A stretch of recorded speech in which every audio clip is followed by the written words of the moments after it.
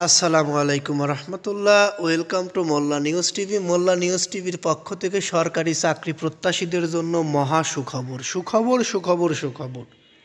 সরকারি চাকরিতে 20,000 নতুন নিয়োগ আসছে, ঘোষণা দুপুরে।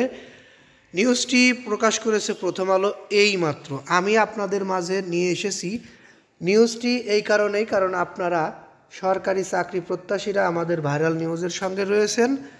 ভবিষ্যতে থাকার জন্য চ্যানেলটি সাবস্ক্রাইব করে বেল বাটন অন করে রাখবেন যারা আজকে নতুন দেখছেন, কারণ আপনারা জেনে থাকবেন সরকারি বেসরকারি সকল চাকরি সহ বিভিন্ন গুরুত্বপূর্ণ আপডেট নিউজ এই ভাইরাল নিউজের মাধ্যমে প্রকাশ করা হয়।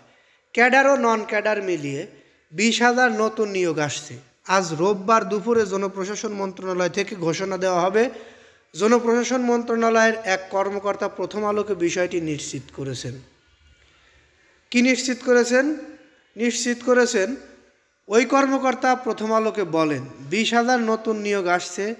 এখানে সব এমন একটি নিয়োগ, কটি কর্মকর্তা পদ, বিসিএসের মাধ্যমে নিয়োগ হবে নাকি বিশেষ বিসিএস হবে, তা দুপুরে প্রেস ব্রিফিংয়ে ঘোষণা দেওয়া হবে। জনপ্রশাসন মন্ত্রণালয়ের সিনিয়র সচিব মোখলেসুর রহমান প্রেস ব্রিফিংয়ের সিভিল সার্ভিস নিয়োগ নিয়ে কথা বলবেন। নিয়োগের ব্যাপারে তিনি বিস্তারিত সব কিছু জানাবেন বলে জনপ্রশাসন মন্ত্রণালয়ের ওই কর্মকর্তা প্রথম আলোকে বিষয়টি জানান। অর্থাৎ আপনারা দুপুরের মধ্যে জানতে পারবেন সরকারি চাকরিতে 20,000 নতুন নিয়োগ বিজ্ঞপ্তি।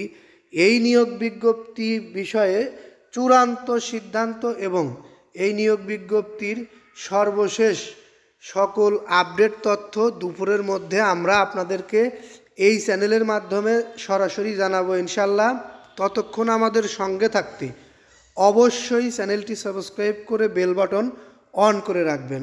আর একটি বিষয়, সেটিও আমরা আপনাদেরকে পরবর্তী নিউজে জানানোর চেষ্টা করব। আজকে চাকরির বয়স 35 নিয়ে একটি মহাসম্মেলনের কথা হয়েছে।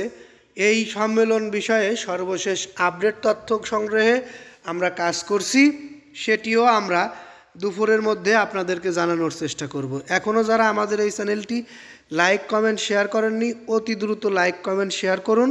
পরবর্তী নিউজ পেতে অবশ্যই চ্যানেলটি সাবস্ক্রাইব করে বেল বাটন অন করে রাখুন। এই বলে এখান থেকে বিদায় নিচ্ছি। আসসালামু আলাইকুম।